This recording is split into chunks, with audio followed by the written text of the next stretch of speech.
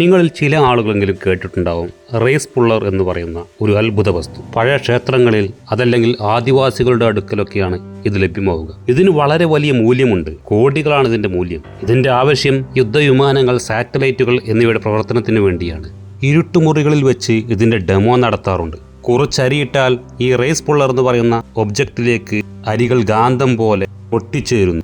ഈ raise puller എന്ന് പറയുന്നത് കോപ്പർ, ഇറിഡിയം, നിക്കൽ എന്നിവയുടെയൊക്കെ മിശ്രിതമാണ്. വളരെ രഹസ്യമായിട്ടാണ് ഇതിന്റെ വിപണനം നടക്കുക. ഇത് അവൈലബിൾ ആണ് എന്നറിഞ്ഞാൽ നാസയിൽ നിന്ന് വരെ ആളുകൾ വന്നിട്ട് ഇത് വാങ്ങിക്കും. വളരെ രഹസ്യമായിട്ടാണ് ഇതിന്റെ കച്ചവടം നടക്കുക. അതിന് പല കാരണങ്ങളുമുണ്ട്. വിദേശത്തു നിന്നും കോടികൾ വരുന്നത് കൊണ്ട് തന്നെ ഇൻകം ടാക്സ് പ്രശ്നങ്ങൾ വരും. അതുകൊണ്ട് ടാക്സ് അടയ്ക്കേണ്ടി വരും. ഇങ്ങനെ ഒരുപാട് പ്രശ്നങ്ങൾ വരുന്നത് കൊണ്ട് വളരെ രഹസ്യമായിട്ടാണ് ഇതിന്റെ ബിസിനസ് നടത്തുക.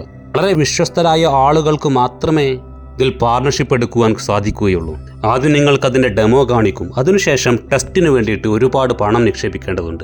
അത് പ്രത്യേക ലാബിൽ കൊണ്ടുപോയി ഒറിജിനൽ റൈസ് പുള്ളർ ആണോ എന്നുള്ളത് ടെസ്റ്റ് ചെയ്യും. അതുപോലെ വിദേശ രാജ്യങ്ങൾക്കാണ് ഇത് ആവശ്യമെന്നുള്ളത് കൊണ്ട് ഡോക്യുമെന്റ് ക്ലിയറൻസിനും ഒരുപാട് പണം ആവശ്യമുണ്ട്.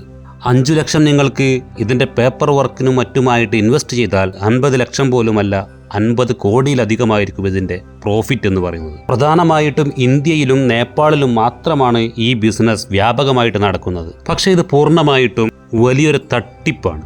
100 കണക്കിന് ആളുകൾ മുകളിൽ പറഞ്ഞ വിശദീകരണങ്ങളിൽ തൃപ്തിയടഞ്ഞുകൊണ്ട് ലക്ഷങ്ങൾ ഇൻവെസ്റ്റ് ചെയ്ത് ലാഭത്തിനു വേണ്ടി കാത്തിരിക്കുന്ന ഒരു രഹസ്യ വ്യാപാരമാണിത്. ഇതിൽ വഞ്ചിതരാവുന്ന ആളുകളെ പുറം ലോകത്തിന് അത്രത്തോളം പരിചിതമായിരിക്കില്ല. അതിൻ്റെ കാരണം ഈ ബിസിനസ്സിൽ പങ്കാളിയാവുമ്പോൾ തന്നെയുള്ള പ്രധാന നിബന്ധന എന്ന് പറയുന്നത് ഈ ബിസിനസ്സിൻ്റെ ഒരു രഹസ്യങ്ങളും പുറത്തു പറയരുത് എന്നാണ്.